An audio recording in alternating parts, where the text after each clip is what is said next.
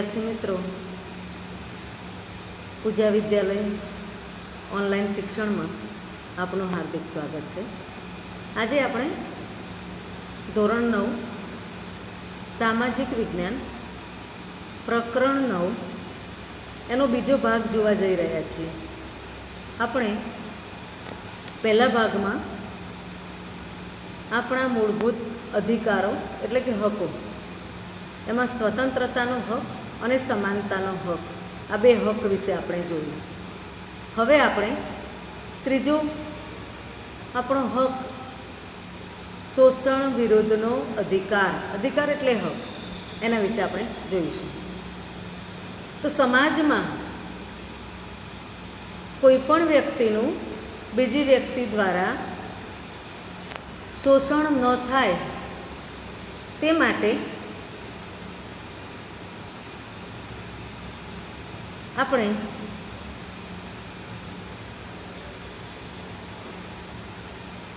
એવા શોષણવિહીન સમાજની સ્થાપનાનો મુખ્ય ઉદ્દેશ બંધારણનો છે, જે આ હક દ્વારા સિદ્ધ થયો છે. મનુષ્યનો વેપાર, વેઠ પ્રથા, દાસત્વ અને બળજબરીથી કરાવાતી કોઈ પણ પ્રકારની મજૂરી પ્રતિબંધિત છે. આ જોગવાઈનો ભંગ શિક્ષાપાત્ર ગુનો ગણાય છે. અનૈતિક હેતુઓ માટે બાળકોના કે સ્ત્રીઓના વેપાર, બળજબરીથી કરાવાતી મજૂરી કે મરજી વિરુદ્ધનું દાસત્વ, વેતન વિનાની મજૂરીનો અને સદીઓથી ચાલી આવતી વેઠ પ્રથાનો અંત લાવવાનો છે.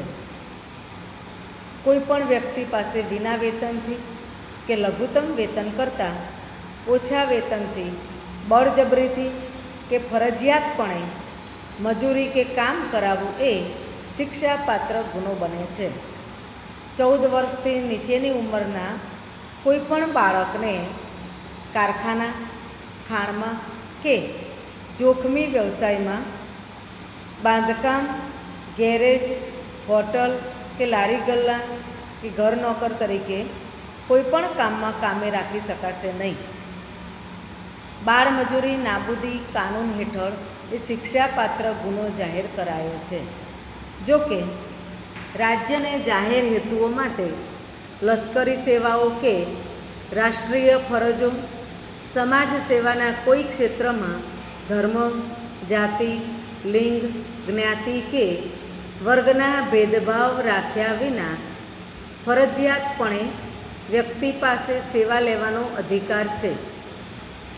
આ સેવા વેતન વિના કે સવેતન હોઈ શકે છે. ધાર્મિક સ્વતંત્રતાનો હક.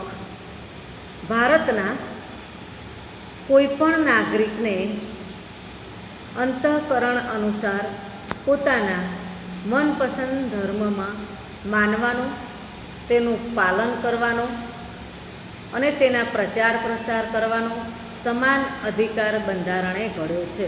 પરંતુ આ સ્વતંત્રતા જાહેર વ્યવસ્થા, નીતિમત્તા અને સ્વાસ્થ્યને બાદ ન આવે તે રીતે વ્યાજબી નિયંત્રણોને આધીન રહીને ધાર્મિક સ્વતંત્રતાનો અધિકાર ભોગવવાનો છે.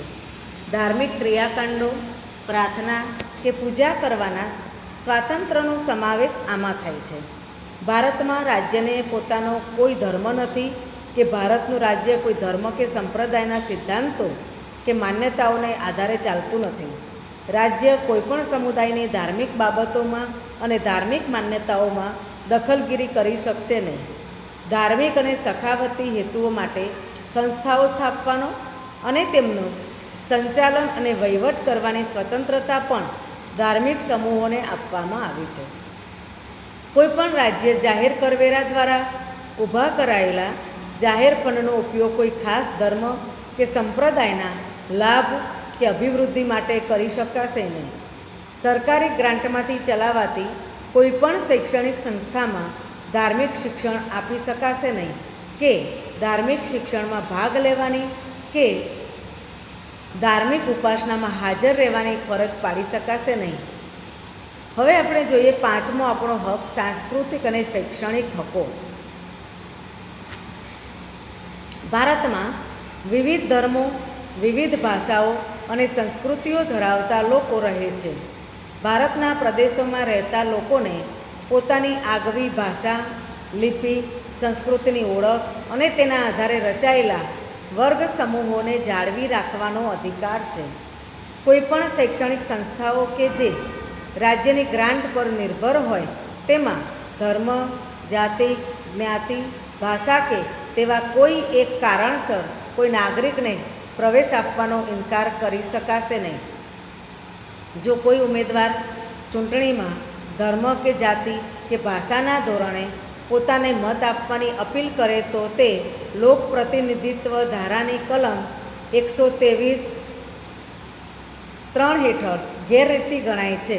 કોઈપણ રાજ્ય કોઈ કાયદો ઘડીને નાગરિકો તેના કોઈ વિભાગ પર, કોઈ સંસ્કૃતિ કે કોઈ ભાષાના પાયા પર રચાયેલી તમામ લઘુમતીઓને તેમની પસંદગીની શૈક્ષણિક સંસ્થાઓની સ્થાપના અને વહીવટ કરવાનો અધિકાર અપાશે. રાજ્ય પણ કોઈ ધર્મ કે ભાષા પર રચાયેલી લઘુમતી સંસ્થાઓને રાજ્ય નિધિમાંથી અપાતી શૈક્ષણિક સહાય કે શૈક્ષણિક શિષ્યવૃત્તિઓ જેવા લાભોમાં માત્ર એ કારણોસર ભેદભાવ કરશે નહીં. આવી લઘુમતી સંસ્થાઓની મિલકતનું ફરજિયાત સંપાદન કે પોતાના હસ્તક લેવા ઈચ્છે તો રાજ્ય જરૂરી વળતર આપીને જ કરી શકે છે. આમ શૈક્ષણિક સંસ્થાઓના સંદર્ભે મહત્ત્વપૂર્ણ જોગવાઈઓ બંધારણમાં કરવામાં આવી છે. છઠ્ઠો આપણો હક છે બંધારણીય ઇલાજોનો હક. તો આપણે જે 5 જે હક ભોગવીએ છીએ એ 5 હક આપણને એમાંથી કોઈ પણ હક ન મળે તો આપણે બંધારણીય ઇલાજોનો હક પ્રમાણે આપણે એની જોગવાઈ કરવામાં જે આવેલી છે અને આ બંધારણમાં જે જોગવાઈ છે એના ભંગ બદલ સીધા જ આપણે સર્વોચ્ચ અદાલતમાં કે વડી અદાલતમાં જઈને દાદ માગવાના અધિકારને પણ મૂળભૂત હક તરીકે સ્વીકારવામાં આવ્યો છે. સર્વોચ્ચ અદાલત મૂળભૂત હકોના રક્ષણની અગત્યની ભૂમિકા ભજાવે છે. આ અંગે અદાલત જરૂરી લાગે તે પ્રકારના યોગ્ય આદેશો, સૂચના કે આજ્ઞાપત્રો, હુકમનામા કાઢવાની વિશાળ સત્તા તેને બંધારણમાં બક્ષવામાં આવી છે. જે અંગે કોઈ વાંધો લઈ શકતું નથી. મૂળભૂત અધિકારોનો ભંગ થયાની કોઈ રાજ્યની ફરિયાદ કરવામાં આવે તો તેનો યોગ્ય ઉપાય કરવાનો સર્વોચ્ચ અદાલત માટે જરૂરી છે. ડૉક્ટર બાબા સાહેબ આંબેડકરે આ હકને બંધારણના આત્મા સમાન કહ્યો છે. સંસદ કાયદા દ્વારા આવા હુકમો બહાર પાડવાની સત્તા અન્ય કોઈ અદાલતને સુપ્રત કરી શકે છે. મૂળભૂત અધિકારોનો ભંગ થતો હોય કે તે સાથે અસંગત હોય તેવો કાયદો ઘડતા રાજ્ય વિધાનસભાને સર્વોચ્ચ અદાલત અટકાવી શકે છે. આમ આ હક કોઈ પણ નાગરિકને મૂળભૂત હકોના ભંગ બદલ અદાલતમાં જવાનો હક અને એ હકોનું રક્ષણ મેળવવાનો હક છે. આમ બંધારણમાં બક્ષવામાં આવેલા મૂળભૂત હકો ભારતીય નાગરિકો માટે ઉપલબ્ધ કરાયા છે. આ હકો સરકાર સામે આપવામાં આવ્યા છે. મૂળભૂત હકો બધા સમય માટે, બધા નાગરિકો માટે ઉપલબ્ધ છે. પરંતુ કટોકટીના સંજોગોમાં અમુક મૂળભૂત હકો સ્થગિત કરી શકાય છે. કોઈપણ નાગરિકના મૂળભૂત હકો છીનવાઈ જાય તેવા કોઈપણ કાયદાઓ રાજ્યો ઘડી શકતું નથી. હવે આપણે આ 6 હક જોયા બાદ એટલે કે આપણે જે હક ભોગવી શકીએ છીએ, જે આપણે હક ભોગવવાના છે, અધિકારો આપણે છે, તો એની સામે આપણે મૂળભૂત ફરજો પણ બજાવવાની છે.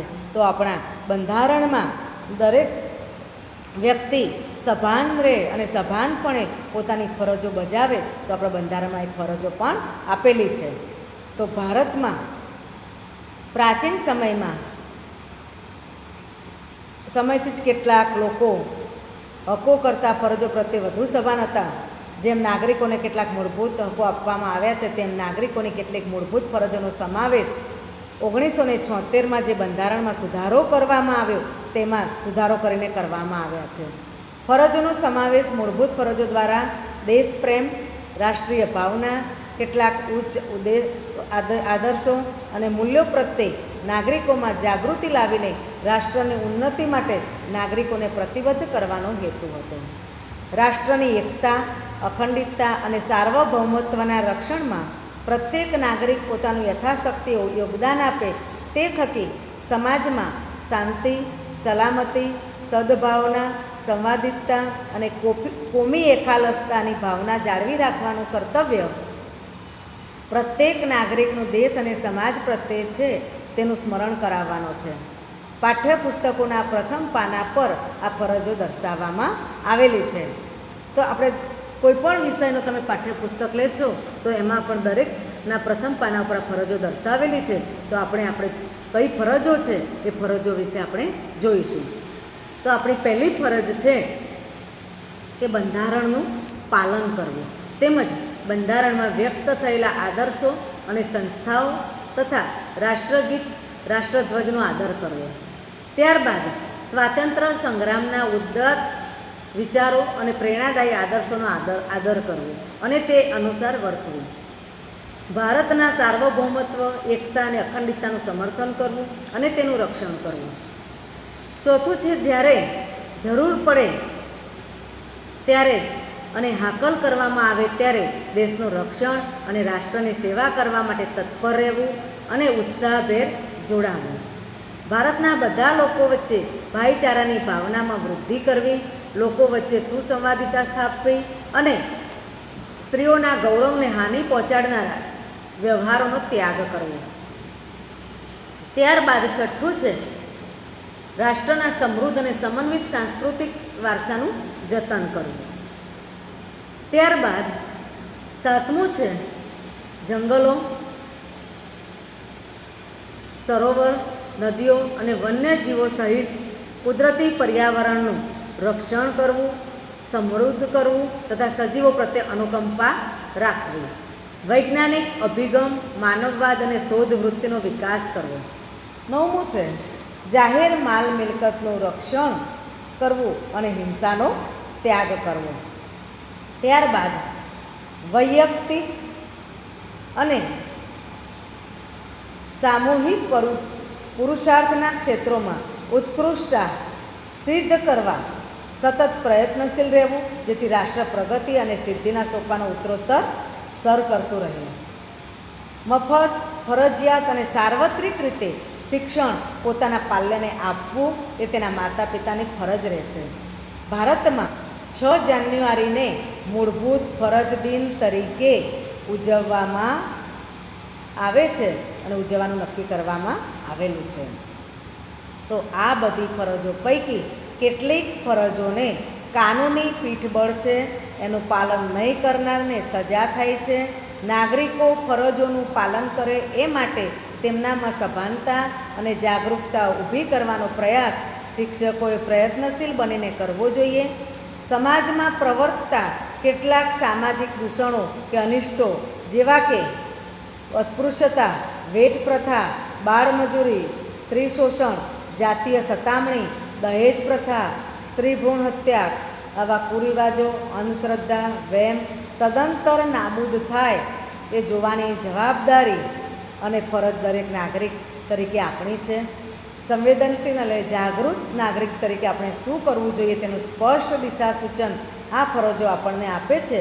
જો ભવિષ્યના નાગરિક એવા બાળકો અને કિશોરોમાં આ ફરજોનો વ્યાપક પ્રચાર પ્રસાર થાય અને તેના મહત્ત્વ અને ઉપયોગિતાનું સતત અને સઘન શિક્ષણ આપવામાં આવે તો ભવિષ્યના નાગરિકોમાં સામાજિક અને રાષ્ટ્રીય ઉત્તરદાયિત્વની ભાવના, વિશ્વ બંધુત્વ, ન્યાય અને શોષણ વિહોણ સમાજની રચનાનું ઉચ્ચ આદર્શો ફળીભૂત થઈ શકે છે. વિદ્યાર્થી મિત્રો, અહીંયા આપણે આપણા કયા હક છે તે અને કઈ ફરજો બજાવવાની છે એના વિશે આપણે ભાગ 2માં જોયું. હવે આપણે ત્રીજા ભાગમાં રાજનીતિના માર્ગદર્શક સિદ્ધાંતો વિશે જોઈશું. તો રાજનીતિના માર્ગદર્શક સિદ્ધાંતોનો સમાવેશ બંધારણના ચોથા ભાગમાં કરવામાં આવ્યો છે.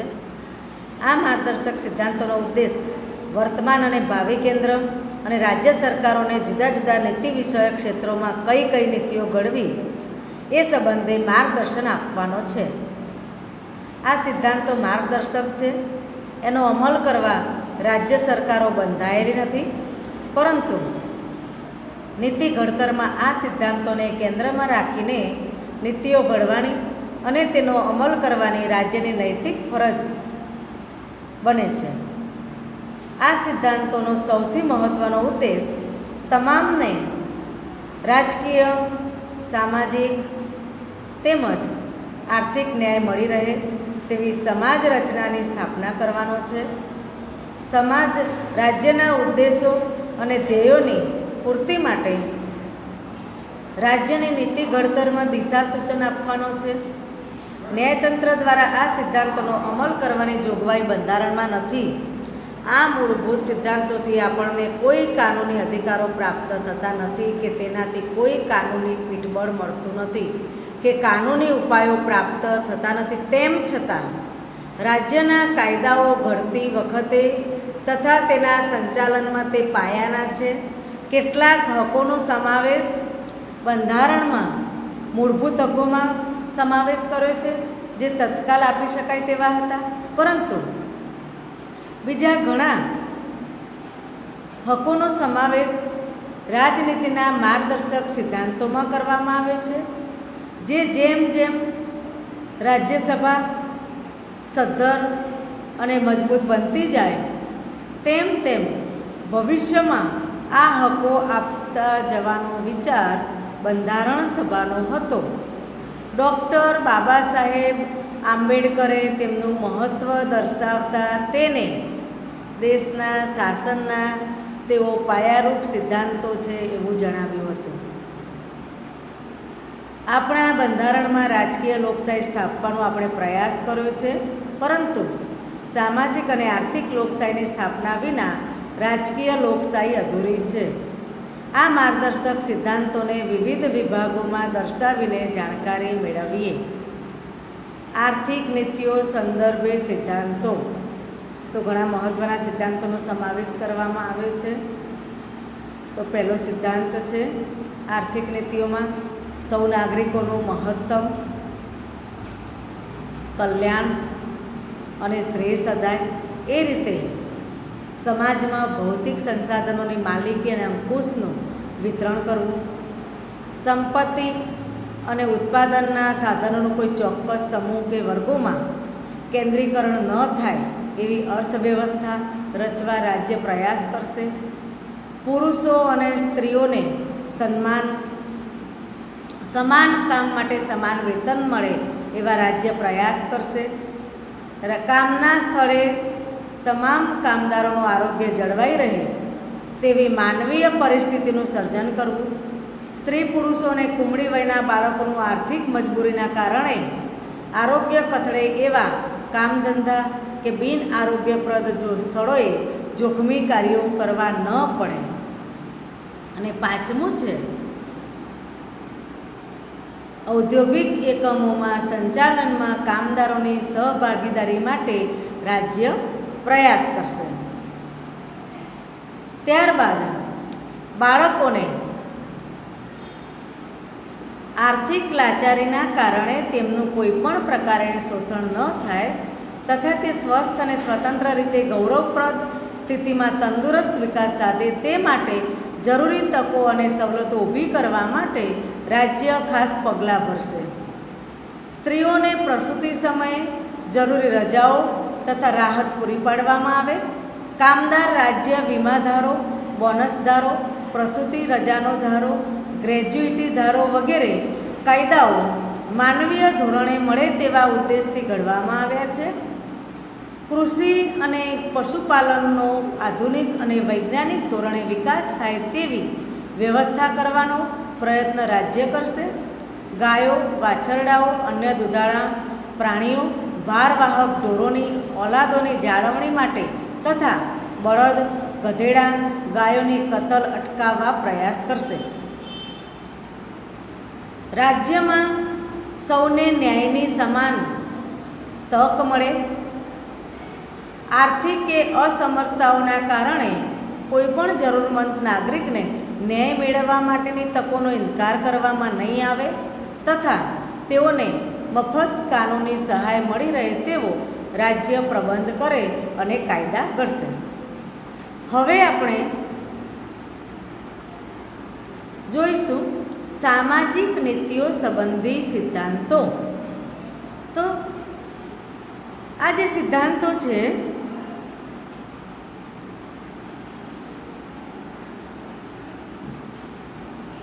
સામાજિક સંબંધી સિદ્ધાંતો તો અનુસૂચિત જાતિઓ,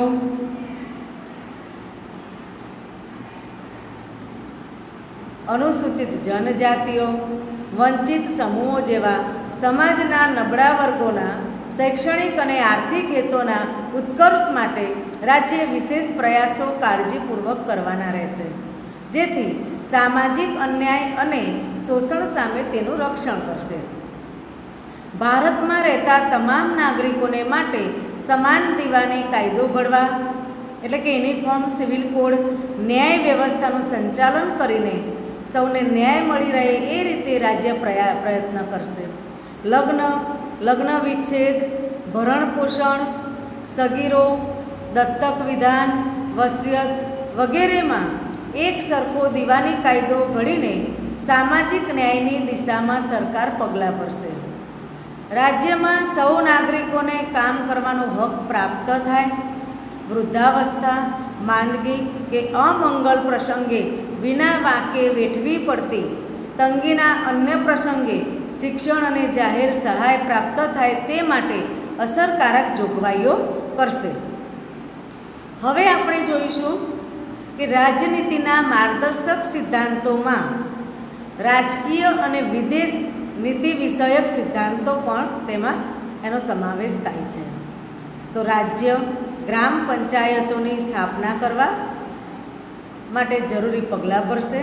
તેઓ સ્વરાજ્યના એકમ તરીકે કાર્ય કરી શકે તે માટે તેમને જરૂરી સત્તા અને અધિકારો અને આર્થિક સહાય આપશે.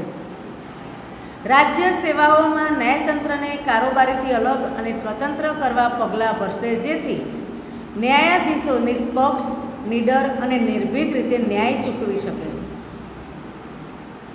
આંતરરાષ્ટ્રીય શાંતિ, સલામતી અને ઉન્નતિ માટે રાષ્ટ્રો વચ્ચે ન્યાયી અને માનપૂર્વકના સંબંધો જાળવવા માટે આંતરરાષ્ટ્રીય કાયદાઓ અને સંધિઓને લગતી ફરજો પ્રત્યેનો આદર વધારવા અને આંતરરાષ્ટ્રીય મતભેદો અને તકરારી પ્રશ્નોનું લવાદ દ્વારા શાંતિમય નિરાકરણ લાવવાનો પ્રયત્ન રાજ્ય કરશે અને એ બાબતોને અગ્રિમ પ્રોત્સાહન આપશે. ચોથી છે શૈક્ષણિક અને સાંસ્કૃતિક નીતિઓ સંબંધી સિદ્ધાંતો. 14 વર્ષની ઉંમર સુધીના તમામ બાળકોને બંધારણના આરંભ થયાના 10 વર્ષની અંદર મફત અને ફરજિયાત શિક્ષણ પ્રાપ્ત થાય એ માટે રાજ્ય પ્રયાસ કરશે, જે હવે 2009થી મૂળભૂત હક બન્યો છે. રાષ્ટ્રીય મહત્ત્વ તરીકે જાહેર કરાયેલા દરેક કલાત્મક અને ઐતિહાસિક મહત્ત્વ ધરાવતા સ્મારકો, સ્થળો, કલાકૃતિઓ, ઇમારતોનું, પદાર્થોનું યથાપ્રસંગ લૂંટફાટ, બગાડ, વિકૃતિ, સ્થળાંતર, નિકાલ કે તેનો નાશ થતો અટકાવવાનો અને રક્ષણ કરવાની રાજ્યની ફરજ રહેશે. આમ રાષ્ટ્રના સાંસ્કૃતિક અને ઐતિહાસિક વારસાનું યોગ્ય રીતે જતન થાય તે જોવાનો ઉદ્દેશ છે. પાંચમું છે આરોગ્ય વિષયક નીતિઓ સંબંધી સિદ્ધાંતો. લોકોનું આરોગ્ય અને પોષણનું સ્તર સુધરે તે માટે રાજ્ય પ્રયાસ કરે તથા જાહેર આરોગ્યને જન સુખાકારી વધારવાને માટેના પગલાંને રાજ્ય પોતાની પ્રાથમિક ફરજોમાં ગણશે. આરોગ્ય માટે હાનિકારક એવા કેફી પદાર્થો, પીણા, નશાયુક્ત માદક દ્રવ્યો વગેરે પર રાજ્ય પ્રતિબંધ મૂકવાનો પ્રયાસ કરશે. ઔષધિના હેતુઓ સિવાયના માદક પીણા, ડ્રગ્સ અને નશાયુક્ત પદાર્થોના ઉપયોગ પર પ્રતિબંધ મૂકશે. દેશના પર્યાવરણનું રક્ષણ થાય અને તેમાં જરૂરી સુધારા થાય એ માટે રાજ્ય પ્રયાસ કરે. દેશના જંગલો અને વન સૃષ્ટિના રક્ષણ માટેનો ખાસ પ્રબંધ રાજ્ય કરશે. ત્યારબાદ કામદારોને કામના સ્થળે આરોગ્યપ્રદ વાતાવરણ પ્રાપ્ત થાય તથા નવરાશની પળોમાં સામાજિક અને સાંસ્કૃતિક વિકાસની પૂરતી તકો તેઓને પૂરી પાડીને માનસિક તંદુરસ્તી બક્ષવા માટે મનોરંજનની સુવિધા મળી રહે તેવા પ્રયત્નો રાજ્યોને કરવા જણાવેલ છે. આમ રાજ્ય નીતિના માર્ગદર્શક સિદ્ધાંતોનો હેતુ એવી સમાજ વ્યવસ્થા અને રાજ્ય વ્યવસ્થા ઊભી કરવાનો છે કે જેમાં શક્ય હોય એટલું સત્તાનું વિકેન્દ્રીકરણ થાય, ધાર્મિક કે જ્ઞાતિ આધારિત ભેદભાવ રહિતની સમાજ રચનાનું સમતામૂલક, શોષણમુક્ત અને કલ્યાણલક્ષી સમાજ વ્યવસ્થા અને અર્થવ્યવસ્થા સ્થાપવાનો ઉદ્દેશ છે. અર્થાત સામાજિક લોકશાહી અને આર્થિક લોકશાહીની સ્થાપનાનો છે. સામાજિક સલામતી દ્વારા સમાજના નબળા વર્ગોના ઉત્કર્ષ માટે વિવિધ કલ્યાણકારી યોજનાઓનો અમલ રાજ્ય કરશે એવી અપેક્ષા રાખવામાં આવી છે. લોકશાહી કેવળ રાજકીય ક્ષેત્ર પૂરતી સીમિત ન રહે પણ સામાજિક અને આર્થિક ક્ષેત્ર સુધી તેનું વિસ્તરણ થવું જોઈએ, જે થકી શોષણ અને અન્યાય મુક્ત એવી સમતામૂલક ન્યાયી સમાજ વ્યવસ્થાનું સ્વપ્ન સાકાર કરવાની જવાબદારી રાજ્ય સરકારને શિરે મૂકવામાં આવી છે. મૂળભૂત હકો રાજ્યની સત્તાને મર્યાદિત કરે છે, જ્યારે રાજનીતિના માર્ગદર્શક સિદ્ધાંતો રાજ્યની સત્તાને વિસ્તારે છે. મૂળભૂત હકો રાજકીય લોકશાહી સ્થાપે છે, જ્યારે સિદ્ધાંતો સામાજિક અને આર્થિક લોકશાહી સ્થાપવાનું ધ્યેય ધરાવે છે. તેમની વચ્ચે કોઈ વિરોધ નથી, તેઓ એકબીજાના પૂરક છે. આમ પ્રકરણ 9માં આપણે જે મૂળભૂત હકો, મૂળભૂત ફરજો અને રાજનીતિના માર્ગદર્શક સિદ્ધાંતો જે આપણા બંધારણમાં આપેલા છે એના વિશે આપણે જોયું. હવે આ પાઠમાં આપણે સૌએ સ્વાધ્યાયના સવાલ જવાબ લખવાના છે. અસ્તુ.